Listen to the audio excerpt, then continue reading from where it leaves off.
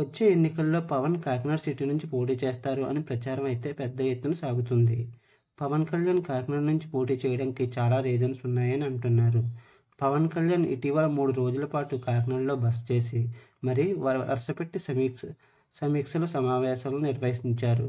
మళ్ళీ మరో 3 రోజులు అదే కాకినాడలో ఇంటర్నల్ మీటింగ్స్ పెట్టబోతున్నారు.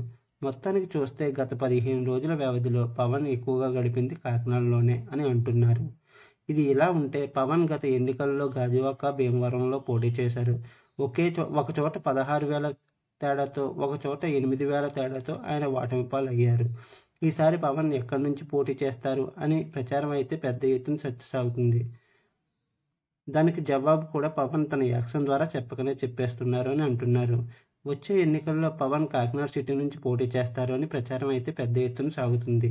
పవన్ కాకినాడలో పోటీ చేయడానికి చాలానే రీజన్స్ ఉన్నాయని అంటున్నారు. అందులో మొదటిది అక్కడ బలమైన సామాజిక వర్గం అండదండలు తనకు దక్కుతాయని ఒక లెక్క ఉంది. అంతేకాదు వైసీపీ ఎమ్మెల్యే ద్వారంపూడి చంద్రశేఖర్ రెడ్డి మీద ఆయన వారాహి యాత్ర వేళ భీషణ ప్రతిజ్ఞ చేశారు. ఆయనని ఎలాగైనా ఓడించి ఇంటికి పంపిస్తామని అన్నారు. దానికి ప్రతిగా ద్వారంపూడి కూడా నా మీద ఎవరో పోటీ చేయడం ఎందుకు, పవన్ వస్తే చూసుకుందామని సవాల్ చేశారు.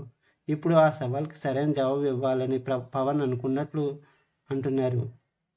మరోవైపు చూస్తే కాకినాడ సిటీలో కనుక పోటీ చేస్తే చుట్టుపక్కల కూడా తన ప్రభావం బాగా పడి జనసేన అభ్యర్థులు ఖచ్చితంగా గెలుస్తారు అని పవన్ భావిస్తున్నారట.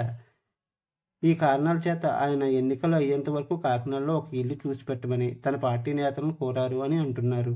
మరి పవన్ ఒక ఇంటివాడు అవుతున్నాడు, అది కూడా కాకినాడలో. అంటే రాజకీయ సమీకరణలు ఎలా ఉంటాయో వేచి చూడాలి. మీకు నా వీడియో నచ్చినట్లయితే లైక్ చేయండి, షేర్ చేయండి, సబ్స్క్రైబ్ చేయండి. Thank you.